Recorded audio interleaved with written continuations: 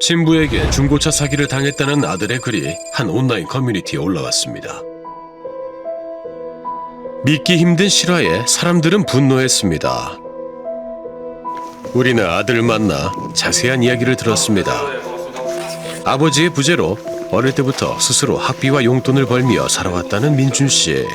제가 아버지랑은 4살 이후에 계속 떨어져 지냈고 초등학교 때 아버지 한 번 뵙고 난 이후로는 얼굴은 뵌 적은 없거든요. 또 제 친한 친구들은 아버지랑 되게 친하게 지내더라고요.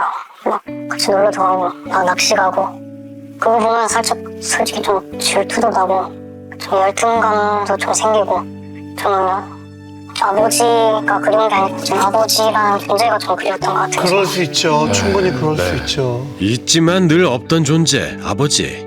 어느덧 민준 씨는 물리치료사를 꿈꾸는 대학생이 됐습니다. 그런데 어느 날 대학교 2학년 후반쯤에 아버지가 차를 사주신다고 그 아버지 없이 걷는데 안 힘들었냐는 식으로 약간 좀 감성 호소를 시켰다 해야 되나? 아버지 노력 못했다는 얘기도 하시면서 중고 산이라는 데 사주시겠다고 하셨었거든요.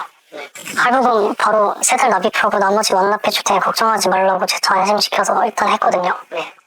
그리고 저는 약간 친아버지가 설마 사기를 치려나 싶기도 했어요. 그렇겠죠. 아버지는 중고차 대출을 받으면 유지비와 자동차세, 유류비까지 지원해주겠다고 약속했습니다. 그런데 문제가 생겼습니다. 이 차 차종이 다르네요? 전혀 다른 차가 왔습니다. 아들이 받은 차는 2012년식 구형 SUV. 관리 상태도 좋지 않아 운전하기도 겁이 납니다. 20만? 네, 20만 5천 킬로미터. 많이 탔는데. 받은 지 얼마나 됐어요? 제가 사기 당하고 받았으니까 1년 됐습니다. 아들에게 중고차 선물을 준다며 대출까지 받게 한 아버지. 왜 약속했던 차가 아닌 다른 차를 보낸 걸까요? 이상하네. 게다가 이 차는 자신의 명의도 아닌 한 회사의 법인 차량이었습니다. 어머, 아들은 제작진에게 뭔가 보여줄 게 있다는데요. 이런 과태료도 계속 날라온 거예요? 네, 다 같은 차량이 있는 거죠? 네 같은 차량입니다. 근데 제가 운전한 게 아닌데 광주에서 과태료들이 날라오니까 누군가가 자신의 명의로 된 차를 타고 다니며 과태료가 날아오기 시작했습니다. 그 금액만 무려 102만 원. 아니 신호 위반 불법 주차 무슨 과태료가 저렇게 많아요? 자동차 등록증엔 분명 자신의 이름이 써 있었습니다. 문제는 이뿐만이 아닙니다. 이렇게 2,600만 원 남았고 5년 11개월 더 갚아야 되거든요. 5년 11개월이요? 아이고야. 아이고. 3달 동안 할부금을 갚아주던 아버지와는 연락이 끊겼습니다. 아버지에게 사정하고 애원도 해봤습니다. 아르바이트를 2-3개씩 하며 한 달 할부금 100만 원을 갚으면 또다시 시작입니다. 말하다 말고 계속 하셨거든요.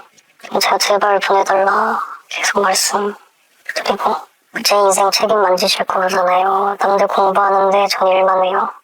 그리고 이거 대출 받는데 신용등급이 진짜 하위 98%가 됐거든요. 이야, 참. 참. 태국에서 성공한 사업가가 됐다던 아버지, 대체 어디서 무엇을 하고 있는 걸까요? 아들은 애타는 마음으로 전화를 걸어봅니다. 전화 끊어졌습니다. 원래 이렇게 안 받으세요? 네, 안 받으세요. 아니 차라리 끝까지 연락하지 말지 그러니까요. 그랬어요 정말. 매일매일 참. 아버지에게 버려진 것만 같습니다. 그래서 할부금 내지도 못하고 전 딸 것도 다 못 내서 은행에서 연락해서 오고 제가 쓴 돈 아닌데 왜 내냐. 그게 좀 제가 잘못 생각한 게 아니었나 싶기도 하고. 아 잘못 없죠. 대체 이 가족에겐 어떤 일이 있었던 걸까요? 우리는 박민준 씨의 어머니를 만났습니다.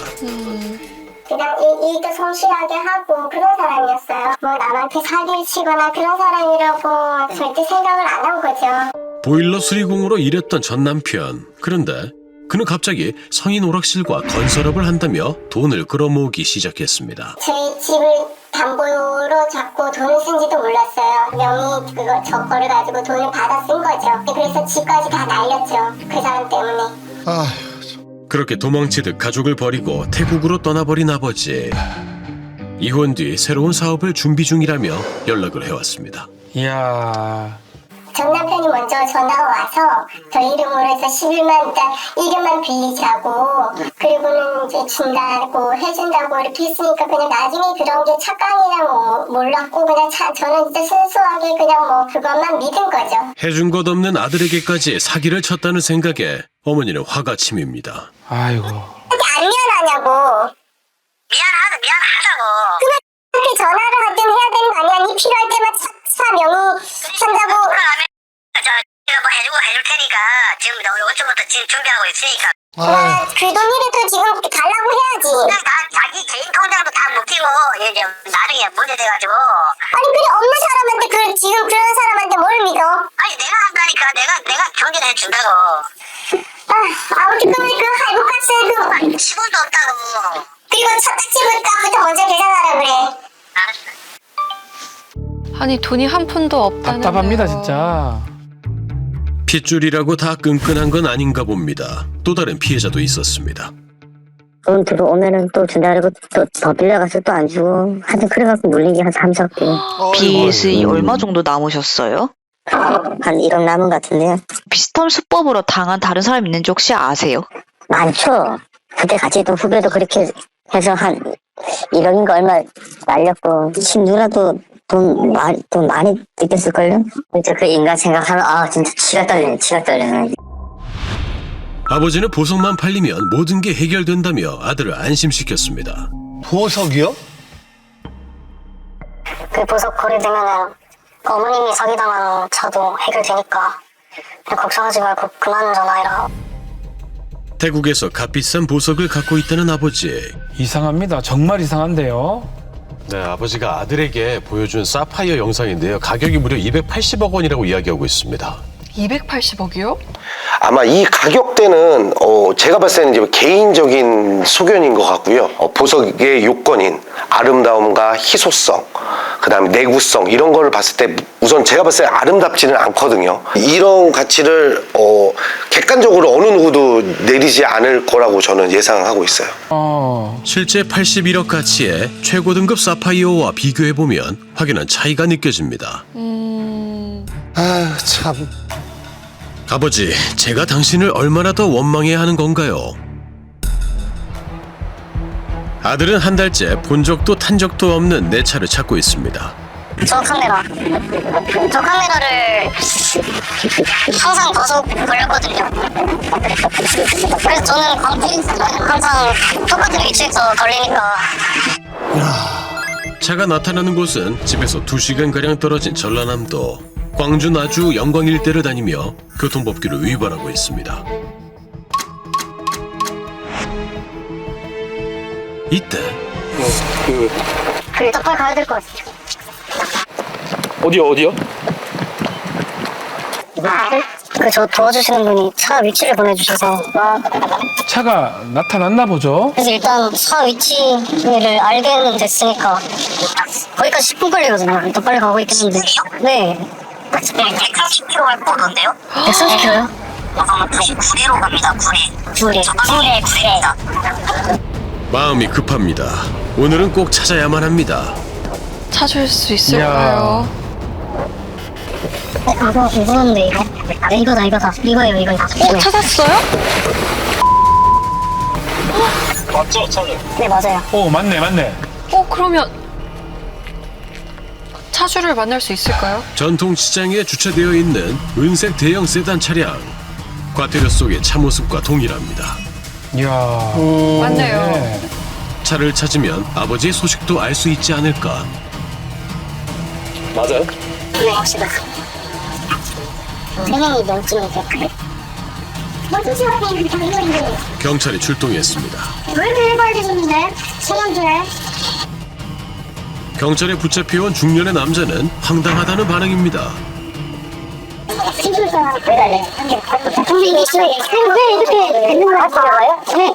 아빠가 우리 스테이션 넘어오는 그것이요? 네.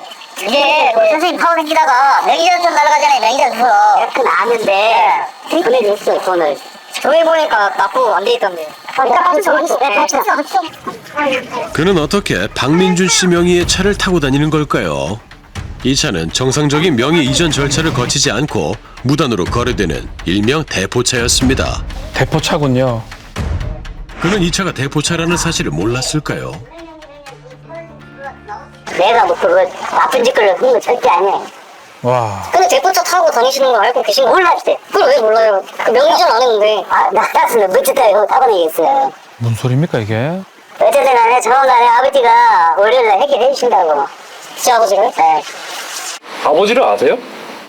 방금 나 속이는 사람한테 내가 받았어. 굉장히 복잡한데요? 그러니까요. 그분은 아버지를 아시나 보네요. 또 친엄마이던데. 대포차를 판매한 김도환 딜러와 연락을 해봤습니다. 아니 어떻게 해서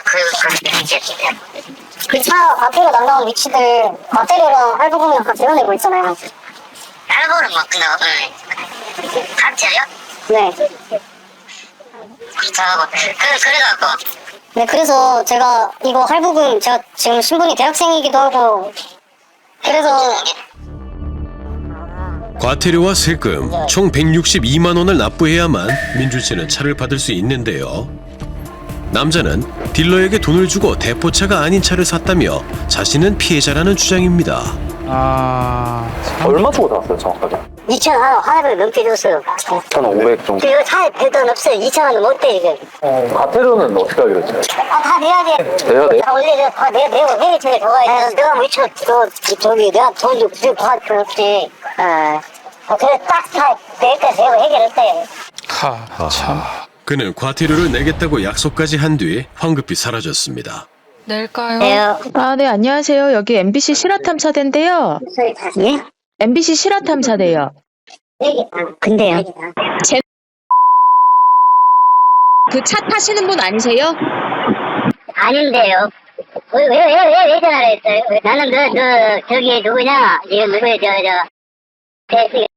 전화예요. 아들에게 준다던 SUV 차량은 처음부터 없었습니다. 실제로는 대형 세단을 계약한 것이고 3,100만 원을 대출받은 것이었습니다. 그리고 대출 실행 뒤 이 차는 다른 사람에게 대포차로 팔렸습니다. 아유 참 이게 뭐예요? 말이 돼요 저게? 김도환 딜러가 일했다는 한 자동차 매매 상가를 찾았습니다. 업체는 현재 운영하지 않고 있었습니다. 중고차 딜러에게 수차례 연락을 해봤지만 아무런 응답이 없었습니다. 아이고. 삐 소리 이후 음성사삼으로 연결됩니다. 저는 가족 간에 이렇게 하는 사건은 별로 뭐 들어본 적은 없고요. 처음 이번에 이 얘기 듣고서는 가족 간에 그렇구나라는 거 처음 알게 됐는데, 아들에게 차를 사준다 그래서 아들한테 차를 사주는 것처럼 해서 아들 명의로 중고차를 사게 한 다음에 그 차를 바로 대포차로 팔아버리고, 그리고 아들한테는 그거보다 훨씬 저렴한 중고차를 타게 했죠. 그리고 뭐 월에 얼마씩 이렇게 주면서 한 몇 개월 동안 주면서 안심을 시킨 다음에 그냥 달아난 거죠. 그냥 사기꾼입니다, 사기꾼. 사기꾼이에요. 아들은 당시 대출금 3,100만 원을 아버지의 지인 통장에 입금했습니다. 아들은 이 두 사람의 관계도 뭔가 수상하답니다. 아버지와 최근까지도 연락을 했다는 이성민 씨. 그는 아버지와 함께 사이버 도박 사이트를 계획했던 동업자였습니다. 그러면 캐피탈 나온 돈을 나한테 주면 내가 차값을 주고 나머지 돈은 내줄게 해서 보낸 거예요. 저는 이제 사기업체로 한 돈 받는 게 좋은 거거든요. 그렇게 해서 소개를 시켜준 거지. 깡을 전문으로 하고 기포를 하고 이거랑 전혀 관계가 없어요. 근데 중고차 친구랑 그 캐피탈에다가 의뢰를 했을 거 아니야. 이게 한도가 얼마 나오냐. 차값 등록비 포함해서 2,200에서 300인 날을 아마 책정하고 또 나머지 900을 한테 보냈어요. 통장에 왜 넣어준 거예요? 통장을 아버지가 쓰고 있었어요. 900만 원. 고작 돈 900만 원 때문에 아들의 삶을 망친 아버지. 아니 900만 원 때문에요? 너무 황당한데요? 아이고. 3,100만 원 중 아버지는 900만 원, 이성민은 소개비 150만 원을 받았고 나머지 돈은 중고차 딜러에게 갔습니다. 아이고. 그리고 그 차는 또 다른 사람에게 불법 거래됐습니다. 그 사이는 상관이 없어요. 왜냐면 외국에서 안 들어올 생각을 하고 지금 10년째 안 들어온 놈이니까 안 들어올 것이고, 그냥 답답하니까 하겠죠. 본인들이 원하는 얘기잖아요. 자기가 아버지고 아들이니까 당연히 기자기관이니까 뭐 의사소통이 다 됐다고 생각을 하지. 이야. 대학생이 됐다며 아버지가 준 것은 선물이 아닌 빚입니다. 대체 누가 이 일을 꾸민 것일까요? 대출을 받아서 급한 대로 쓰자고 한 거는 누구냐고. 누구 머릿속에서 나왔냐고. 내가 그랬지. 지금 그걸 왜 따지냐고. 나쁜 마음 먹은 게 아니고 그걸 갖고 있는데 그 중간상으로 막 나오고. 니는 그 돈만 계산하지 마. 얘 인생에서 지금 최악으로 지금 가고 있는데. 그래 그럼 내 차 정리를 해줄 테니까 그리고 차 한대 어떻게 해가지고 주고 다른 거 걔가 단 거 보내주라 그럴 테니까. 됐어. 아니 네가 무슨 돈이 있어서 정리를 해. 지금 돈 없어서 나한테 50. 거기 준다고 있잖아.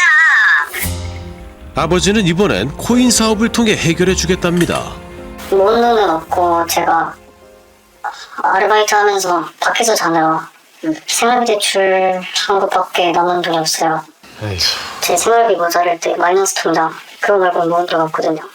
아버지라고 느껴지지도 않고 이 사건이 해결되든 해결이 되지 않든 앞으로도 평생 원망하며 살 것 같아요.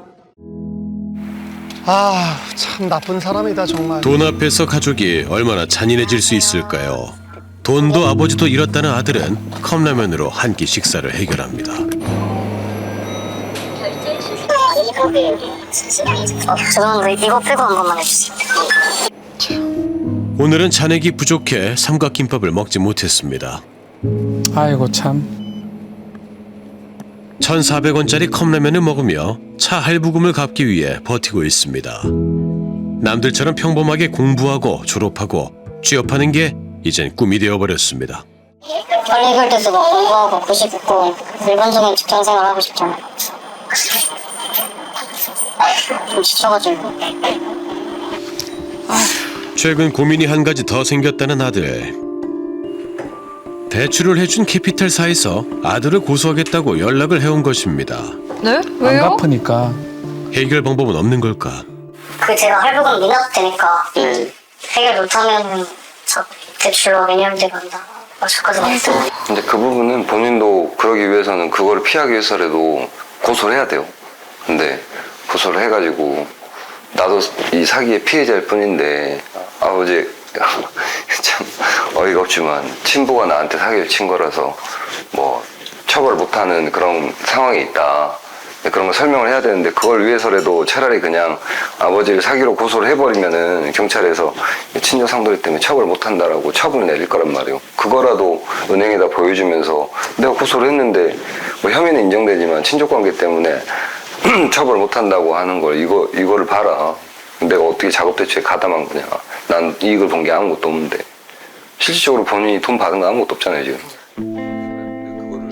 친족상돌이라는 규정 때문에 아버지를 고소해도 형 자체가 면제되기 때문에 처벌이 되지 않습니다.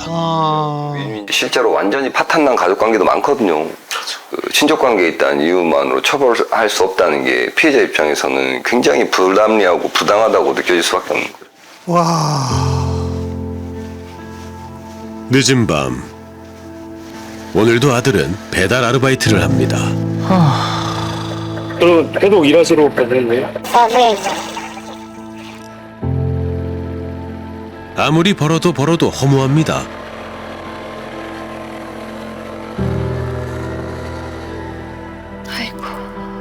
아이고.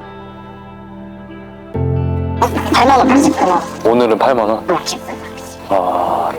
근데 다 못 쓰죠. 제가 어림도가 계산했을 때 하루에 10만 원씩은 벌어야지 제 식비가 넘거든요. 얼마나 마음의 상처가 아유. 클까요? 아버지, 아들은 오늘도 아버지의 연락을 기다립니다.